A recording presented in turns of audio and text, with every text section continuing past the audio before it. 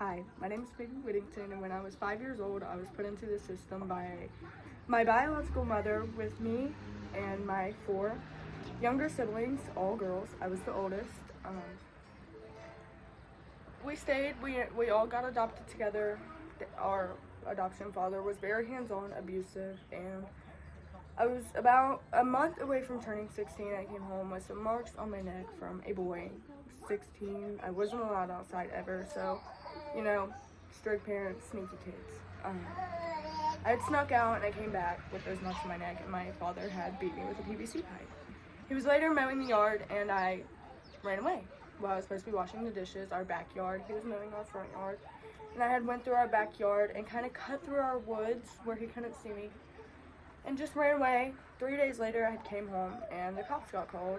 He had told them he didn't want me in the house anymore. You know, I was no longer a child accepted there. And I haven't been back since, really, besides to pick up my sisters for a baby shower, because I now have a kid. I ended up going to a home in Winchester, Ohio. A very great home. Nothing wrong with it. The kids were a bit preppy. That wasn't me, though. I kept running away, cutting my ankle monitor off, just disobeying, I guess. Confused, a little lost. I was with the same family, the same home my whole life for it to just get ripped away. So I, like any normal person would do, I guess, acted out. She kept taking me back. She kept going to court and telling them she would take me back until she couldn't. I ended up going to detention until they could find a place for me, and they found Foundations for Living. That place, prison for kids. You have to have a certain EP status to go outside to a gated playground. One second.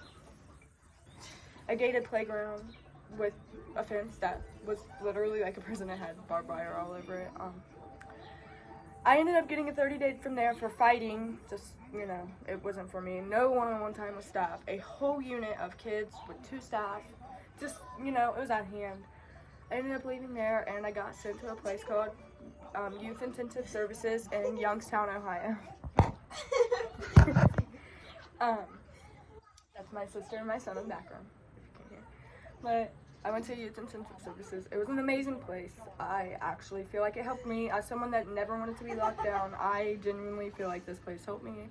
I still talk positively about it to this day. Mind you, no one wants to be locked down, so a lot of kids like have negative things to say about it, whatever.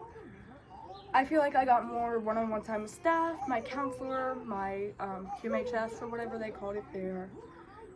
We got to leave the unit more, go outside and like play in the afternoon. And it was just pretty much kind of normal, but not normal. I was not at home.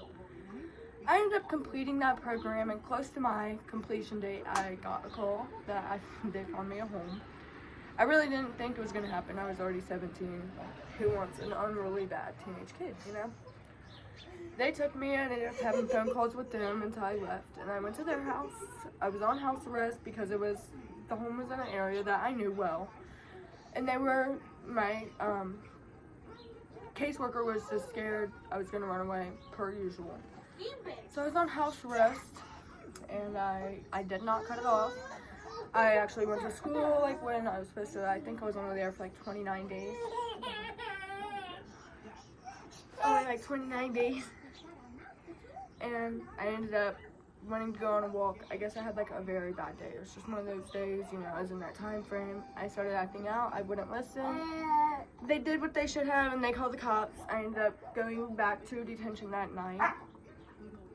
When I got out, I went to a group home. From that group home in Dayton, where I live now, I ran away.